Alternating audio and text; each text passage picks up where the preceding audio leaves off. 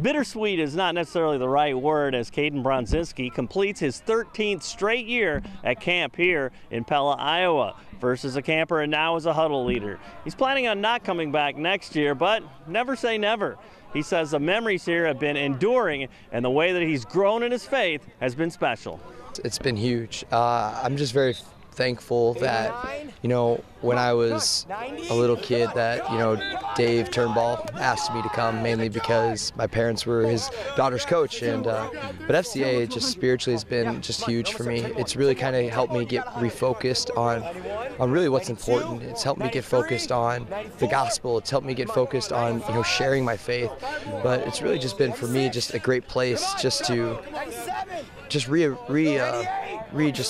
check my life and just see what's going on, do an inventory spiritually of what I can do better, areas I'm not doing well in, and just kind of a good reset for me. Mm-hmm. And now, as a huddle leader, it's kind of a unique situation where you're pouring into other kids, and then you have amazing men pouring into you too. Yeah, it's been great. Like, I think back over the years and just all the kids I've had in huddles, it's been wonderful. But you're right. There's been some really amazing chaplains throughout the years. There's been other men and coaches that, year in and year out, I get to see them and talk to them. And, the relationship just changes so much from being a camper to a huddle leader. The conversation gets deeper, and guys just really actually want to invest in my life, and I want to do the same for them. Mm-hmm. Have there been times you look into the eyes of one of those young campers, oh man, that was me, Yeah, definitely.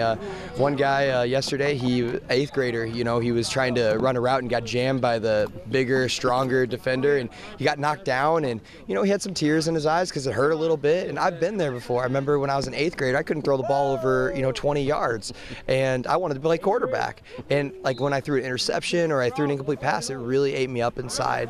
But I know what it's like to be there when you're like, I can't quite do it yet. But I just tell these guys, I'm like, you can do it. Just keep practicing. You're going to grow into your body. You're going to develop. You're going to get stronger. You're going to get better if you put in the time and the effort.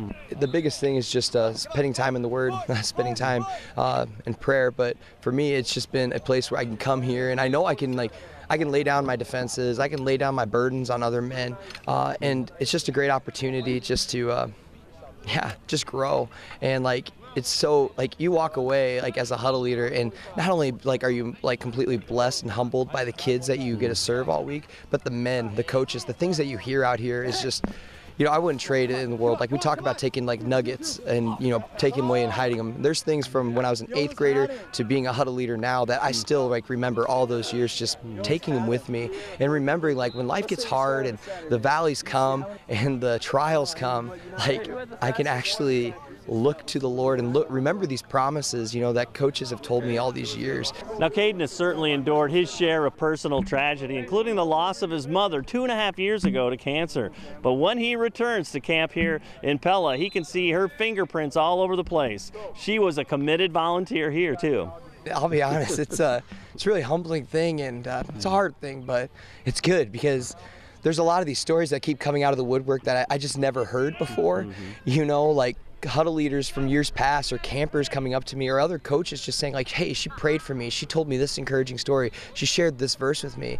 And it's just awesome to know the legacy that someone can really leave behind, especially if you're rooted in Christ, and the legacy that Christ leaves, obviously, but how Christ works through us and just provides so much.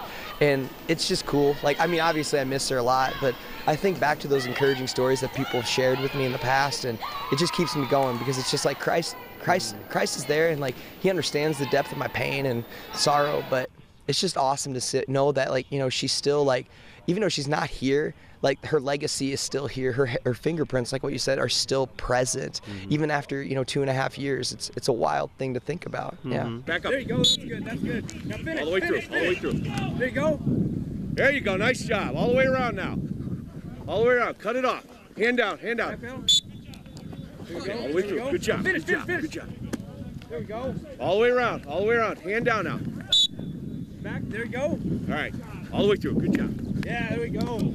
All right. Good job. Cut it off. All the way. Slow right there. Back up. There we go.